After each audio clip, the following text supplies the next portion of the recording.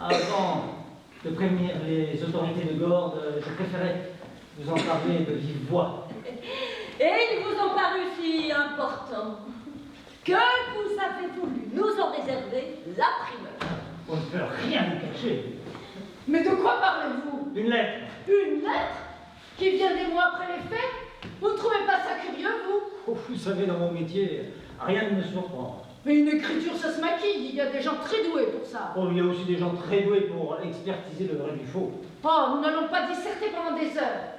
Montrez-la-moi. Moi, je ne l'ai pas. Non, mais vous plaisantez. Enfin, je veux dire, pas encore. Mais rassurez-vous, on doit en apporter ici ce soir.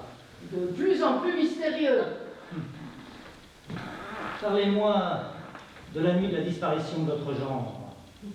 Vous n'avez pas tous les détails dans votre satané dossier? Je préfère l'entendre de votre bouche. Des fois que je vous sers des histoires différentes des vôtres, ce qui arrangerait bien vos affaires, n'est-il pas? Il n'y voyait rien de personnel. Et que pouvez-vous me dire de la nuit où votre gendre Pierre est mort tragiquement? Que savez-vous exactement?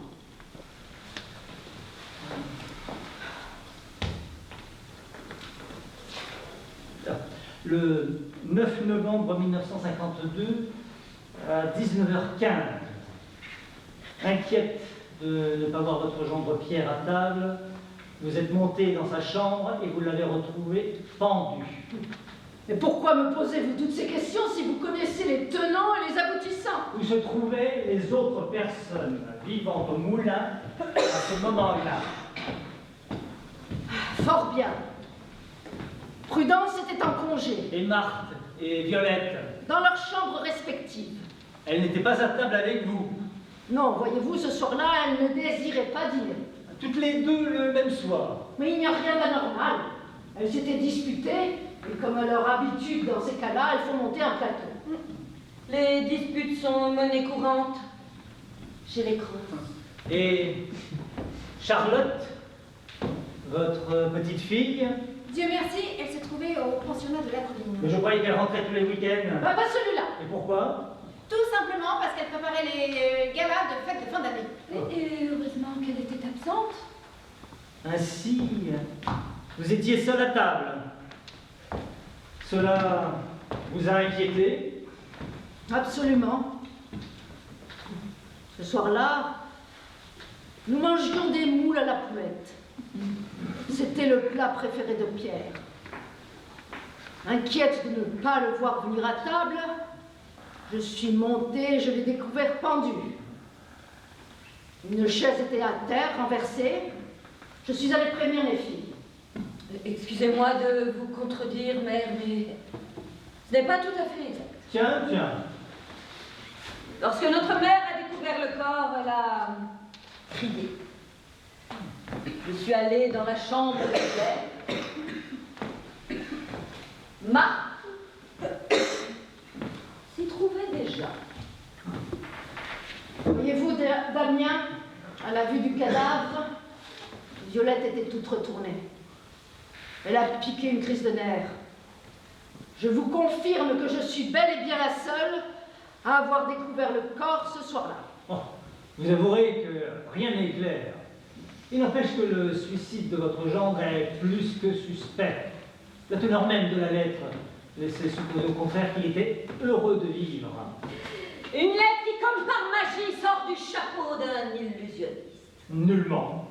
Comme vous le savez, Beryl de Flérange n'a hérité que d'un album photo. Cela devient suffisant. À l'intérieur se trouvait une lettre qui lui était destinée que son frère n'avait pas postée. Et ce courrier nous accuse de quoi que ce soit. Votre mari y exprime tout son bonheur. Et ce, une semaine avant son, disons, accident. Vous ne trouvez pas ça un peu curieux?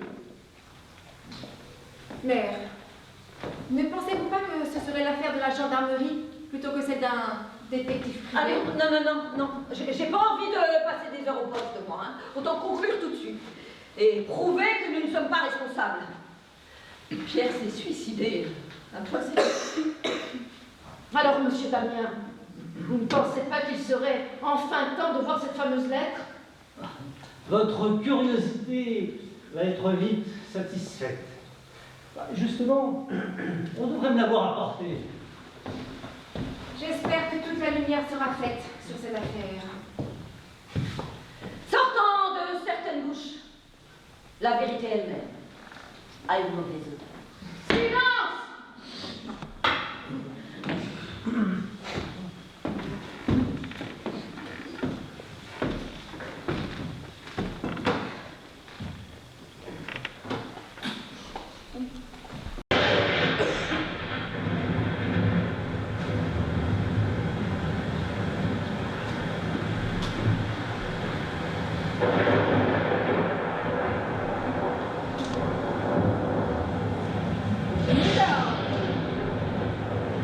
Je me suis permise d'entrer, la porte était ouverte. Vous! Quelle mine réjouie! Ada, vous êtes pâle comme la mort. Quant à toi, Marthe, tu n'as pas bonne mine. Violette, par contre, tu es radieuse comme toujours. Il faut dire que tu es maîtresse dans l'art de faire votre figure. Bonsoir, Meryl. Vous avez tardé. J'ai vu un mal fou arriver avec ce déluge. Mais je viens que rien n'a changé ici. Tous les vieux meubles sont à leur place. Inutile de relever, cela vient de si bas. La bave du crapaud n'atteint pas la blanche colombe. Oh, allons, mesdames. Inutile de vous dire des propos blessants. Autant finir. Donne-nous cette lettre et je te prie de repartir, séance tenante. Mais qu'est-ce que c'est que cette histoire? Je comprends pas pourquoi tu ne m'en as pas parlé cet après-midi. J'attendais le bon moment. Ainsi c'est vous, l'instigatrice de cette nouvelle enquête. Ça te surprend? Si j'ai bien compris, vous pensez que Pierre ne s'est pas pendu. Parfaitement. Elle en parle. Crache ton venin. Entre vipères, on peut se comprendre. Trêve de plaisanterie. Ah, Qu'avez-vous à nous dire? il est impossible que mon frère se soit suicidé. Oh, sois un petit peu réaliste. J'ai la preuve. Mais qui croirait une intrigante cupide au passé sulfureux? La preuve, mais la preuve de quoi? Je vais vous le dire, mais je constate qu'il manque une personne ce soir. Tu veux parler de ma fille, Charlotte? Elle se trouve au pensionnat de la Colline. Non, il ne s'agit pas d'elle, mais de Prudence. Mais laissez-la en dehors de tout cela. Elle ne fait pas partie de la famille. Sa présence est indispensable. Je n'en vois pas l'utilité. Je ne lirai cette lettre que devant elle. L'absente le dira. Bah, c'est en effet ce qui a été déclaré de façon officielle. Eh bien alors! Ah! Mon Dieu, quelle histoire! Devons-nous dire amen à tout ce que vous dites? Ma mère vient de te l'expliquer. Prudence était approchée ce soir-là. En quelle langue peux-tu te le dire? La liverne. Nous avons des raisons de penser que cette dame nous ment. J'aimerais m'entretenir avec elle. Marthe va la chercher, qu'on en finisse avec ses suspicions. Ce ne sera pas nécessaire. Je suis déjà là. Toujours écouter aux portes. Non, point, madame. Je fermais les volets des chambres lorsque je l'ai vu arriver. Comment vous portez-vous, ma chère Prudence, depuis notre dernière entrevue? Comment ça? Parce que vous aussi vous fréquentez cette... Vous voulez dire Catin? Je n'aime pas beaucoup savoir que vous la voyez, Prudence. Bon, ce n'était pas volontaire. Je l'ai rencontrée sur le marché et nous sommes juste allés prendre un verre à sa demande. Mais c'est une cachotterie inutile. Vous saviez que cette femme était persona non grata? Vous me décevez. Bon, je suis désolée, madame Marthe. Si j'avais su... Bon, si on arrêtait et qu'on discutait entre gens intelligents. Prudence, nous souhaiterions vous poser une question. Oui, monsieur Damien, et j'y répondrai avec toute la franchise possible. Nous aimerions savoir où vous vous trouviez précisément le soir de la mort de monsieur Pierre. Alors, nous écoutons. J'étais dans ma famille. Faux, archi faux. Vous m'avez donné une toute autre version. Permettez que je rectifie. On vous avait demandé de dire que vous étiez en congé. En réalité, vous étiez bel et bien là. Non, ce n'est pas vrai.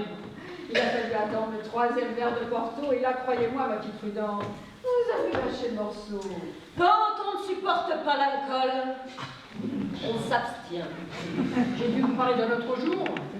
Vous m'avez mal comprise. Vous mentez mal. Vous aviez même ajouté que vous en aviez soupé d'entendre les filles se quereller. Ce sont vos propres paroles. Oh, attention, Prudence!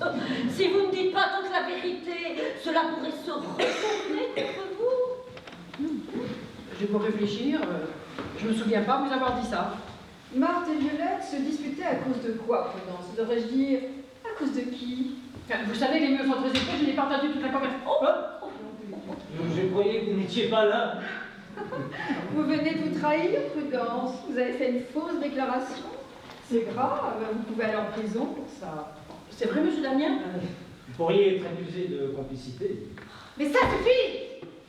À quoi joues-tu, Beryl? Tu veux semer la zizanie dans ce moulin avec tes fausses accusations?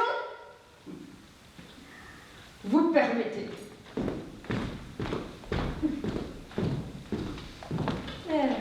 Tu ne m'as pas tout fait, hein?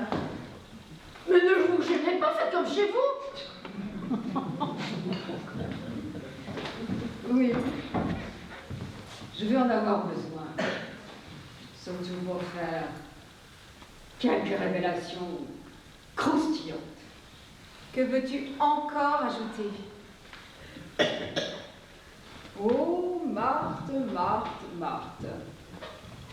Comme tu es naïve. Tu ne vois rien, tu ne comprends rien. Mais c'est de notoriété publique. Tout le monde sait que Violette couchait avec ton mari. Qu'est-ce que c'est que ces sottises? Tu es bien la seule à pas le savoir. Mais tu divagues complètement! Le mercredi après-midi, Marthe va à la bibliothèque. Oui, ça lui arrive de lire autre chose que la rubrique nécrologique. Je ne vois pas l'importance de cette information. Quand Ada, elle va faire son bridge chez Madame Lamballe. Bon, et alors? Vous voilà bien renseigné. Et par qui on se le demande? J'ai mes sources. Nous ne voyons pas ce que tu cherches à colporter.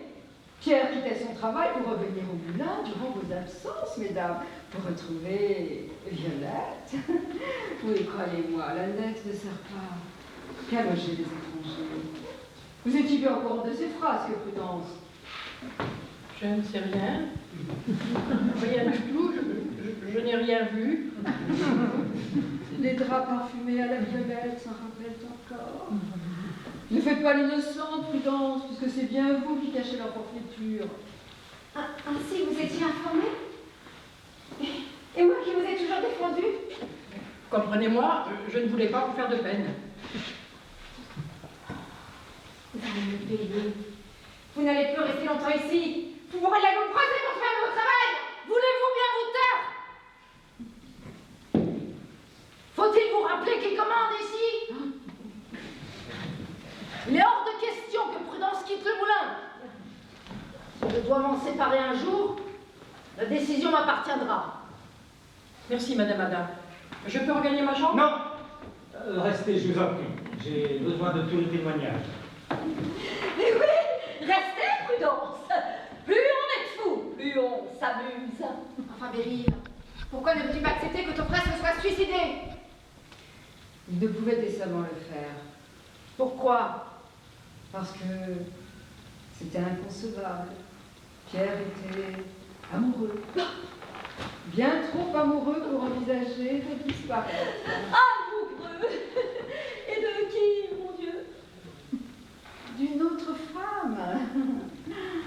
Tu savais fort bien, Marc. Demande aussi à ta mère. Je gage qu'elle était parfaitement au courant de ces liaisons. Mais c'est impossible. C'est un mensonge et honté. Je l'aurais su. Oh, tiens donc! Une réaction bien surprenante, ma chère Violette. Vol de ton mari. Eh bien oui, je couchais avec ton mari. Et c'était divin. Toi, tu es plus froide qu'un esquimau. C'est lui qui disait. Mais continuez, je compte les fois. Silence! Vous commencez à m'agacer. Lisez cette lettre. Pour en finir. Je crois qu'en effet, c'est le moment.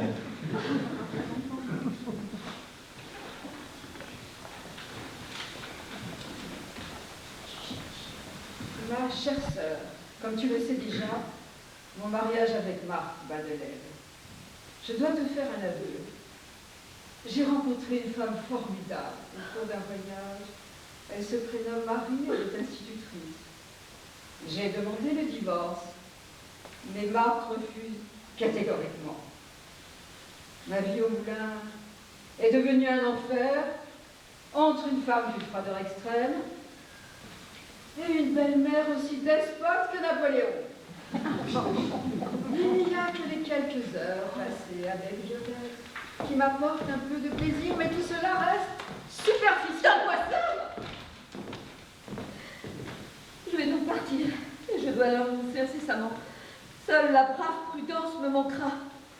pas beaucoup d'argent de côté, mais je laisserai ce qu'il faut à Marthe pour l'éducation de Charlotte. De toute ma vie, je n'ai été aussi heureux. Et c'est le cœur léger que je vais prendre cette décision irrévocable. Nous avons déjà repéré une jolie petite maison près d'un port de pêche, ne me juge pas. Je sais que c'est une folie. Mon frère Pierre.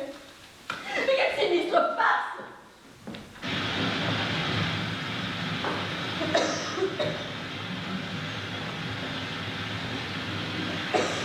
Bien, mesdames. Quelque chose à ajouter? Oui. J'ai froid. Prudence, apportez-moi mon châle. Bien, madame. Et quant à vous deux, je vais vous demander de quitter le moulin. Nous avons besoin de digérer toutes ces nouvelles. Vous ne voulez pas nous faire prendre la route par ce temps? Attendez au moins la calmie. Que m'importe ce qui peut vous arriver. Je crois me souvenir que nous avons un flux très profond avec le cas avant. Tu n'aurais tout de même pas nous rejouer arsenic et vieille dentelle? Ne me tente pas. Notre disparition t'arrangerait bien. Mais sache que mon notaire possède l'original de cette lettre. Et si d'aventure nous ne revenions pas vivants, il a pour mission de la porter aux autorités. Un faux témoignage sur l'absence de prudence et cette missive qui en dit long sur les intentions de Pierre, et l'affaire sera officiellement réouverte. Le procureur qui sévit actuellement sur Gordes passe pour quelqu'un de dur et n'aime pas les erreurs préjudiciables à sa carrière. Bon, nous avons assez tergiversé. C'est voilà. Ou bien toi, Marc? Ou peut-être toi, Violette? Ah, mais j'ai oublié quelqu'un, mon cher Damien. Ah oui? Qui? Eh bien... Charlotte. Mais tu es bouché à l'émery. Tu veux un coupable à tout prix? On te le dit! On te le répète. Charlotte est en pensionnat de la colline. Très franchement, je ne vois pas cette jeune femme faire aucune chose. Ceci dit, il est entendu que des cas de parricide, même rares, existent bel et bien. Non mais enfin, un peu sérieux. Vous ne croyez tout de même pas que Charlotte ait pu pendre son propre père? Son père. Mais que me chantez-vous là? Enfin, Charlotte n'est pas la fille de Pierre. Quoi? Ben oui, je dis que Pierre est le beau-père de Charlotte et non son père. Et je suppose que Marthe n'est pas la seule à se faire voir. Et cause toujours. Ah, ça, pour une surprise, c'est une surprise.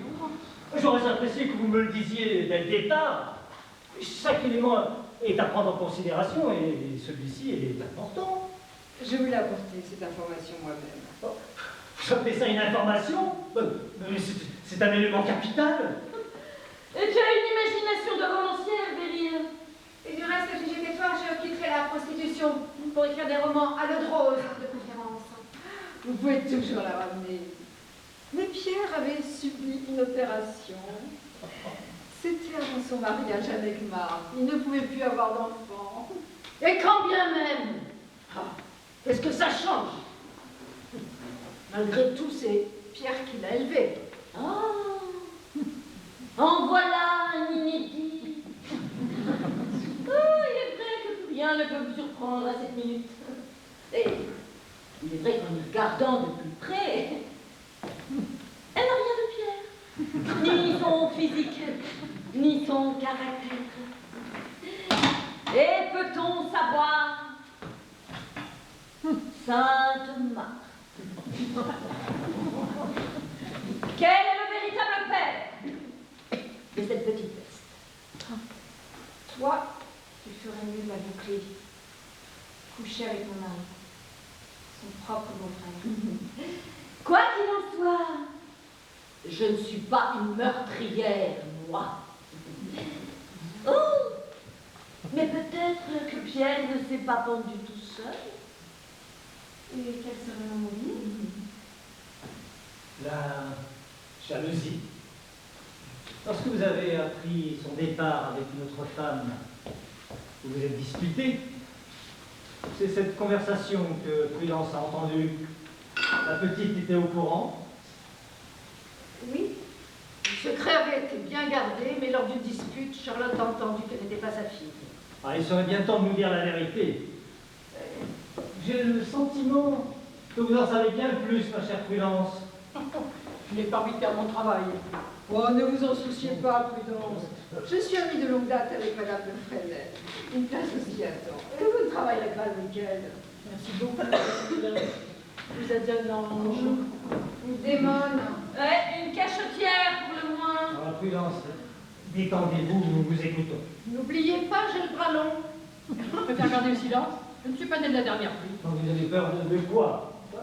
Devrais-je dire de qui? Tout peut se retourner contre moi. Parlez, Prudence. Que s'est-il réellement passé cette nuit-là? Libérez votre conscience. Mais pour qui prends-tu? Conscience. On a-tu une conscience, toi? Bon, Marthe, tu vas te taire un peu? Attention à ce que vous allez dire, Prudence. Pour la vérité, rien que la vérité, je le jure. Ce soir-là, je suis allée chercher Marthe et Violette qui n'arrivaient pas pour le dîner.